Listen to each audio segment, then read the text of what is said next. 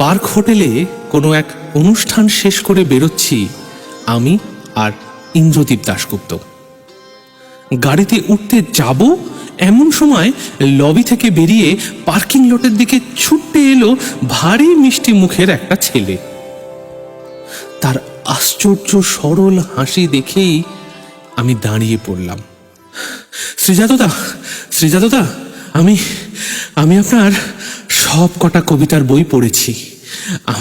আমার বাড়িতে সব আছে, আজ সঙ্গে নেই, না হলে হ্যাঁ একটা অটোগ্রাফ নিতাম। কতই বা বয়স হবে ছেলেটির তখন? বছর 21। এত কম বয়সী ছেলেমেয়েরা কবিতা পড়ার কথা বললে ভরসা হয় ভারী। সেই ছেলেটিকে দেখেও তেমনই হলো।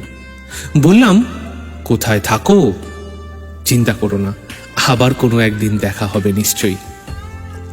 সে তার লাজুক হাসি আরো চওড়া করে বলল, অনেক দূরে থাকি দাদা, সেই মুর্শিদাবাদ, কিন্তু দেখা আবার হতেই হবে।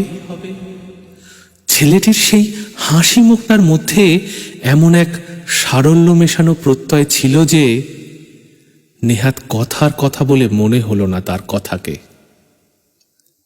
পাশেই দাঁড়িয়ে ইন্দ্রদীপ দাশগুপ্ত আমাকে বললেন, ওকে চিনে রাখো, ও হলো অরিজিৎ।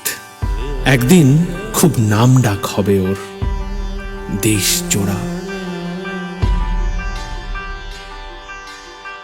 ইন্দ্রদীপের কথা মিথ্যে হয়নি।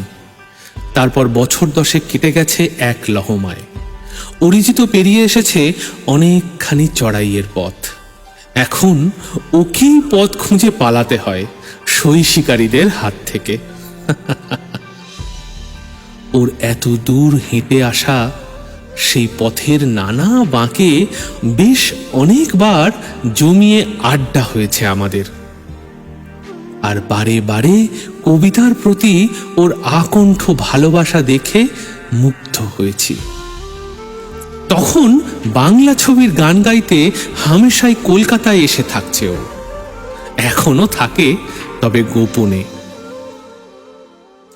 একদিন রেকর্ডিং এর ফাঁকে লেক গার্ডেন্সের রাস্তায় জমিয়ে মুড়ি কিনে খাচ্ছি, হঠাৎ আমাকে বলল, আমার একটা স্বপ্ন আছে জানো তো শ্রীজাতদা, ছোটদের জন্য একটা পত্রিকা করব।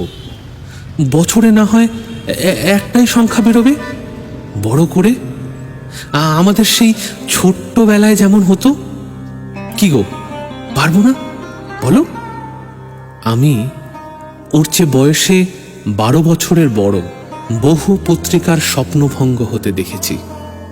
ওর চেয়ে অনেক অনেক বেশিই দেখেছি। সেই আশঙ্কা প্রকাশ করায় ও বলেছিল, ও আমি ঠিক চালিয়ে নেব, তুমি শুধু বলো সম্পাদক হবে কিনা, তোমাকেই কিন্তু সম্পাদক হতে হবে। ওর ছেলে মানুষই আবদারের উত্তর আমি হাসিতেই ফিরিয়ে দিই। তারপরেই মুখ গোমরা করে ও বলেছিল, কিন্তু দুঃখ একটাই জানো তো, লীলা মজুমদারের মতো করে কেউ আর লেখে না এখন। সেদিন মুড়ি বাদাম চানাচুরের মিশেল ঠেলে আমি একটা সত্যিকারের বইমুখো বাচ্চা ছেলের দুঃখ দেখতে পেয়েছিলাম, আজও পাই। আর বুঝি এ দুঃখ ঘোচার নয়। মানুষ খ্যাতি আর প্রতিপত্তি পেলে বদলে যায়। এই বিচ্ছিরি কিন্তু সত্যিকার প্রবাদটাকে যে কজন আমার সামনে মিথ্যে করে দিয়েছে, তাদের মধ্যে এই অরিজিৎ একজন। ওকে বরং আরো বেশি করে দেখেছি প্রাণপণে মাটি আঁকড়ে পড়ে থাকতে, আজও তাই দেখি। এরপর শুধু এগিয়ে যাওয়ার পালা। এরপর কেটে গেছে বেশ কিছুদিন, বেশ কিছু কাজ, অনেক আড্ডা। আর এই সব আড্ডার মাঝে মাঝেই উঁকি মেরেছে মুড়ির দোকানের সেই ছেলেটা। প্রায় বলে ওঠে, শোনো শ্রীজাতদা, আমি কিন্তু পত্রিকাটা করবই, ছবি থাকবে, গল্প থাকবে, কবিতা থাকবে, কমিক্সও থাকবে, উপন্যাসও থাকবে।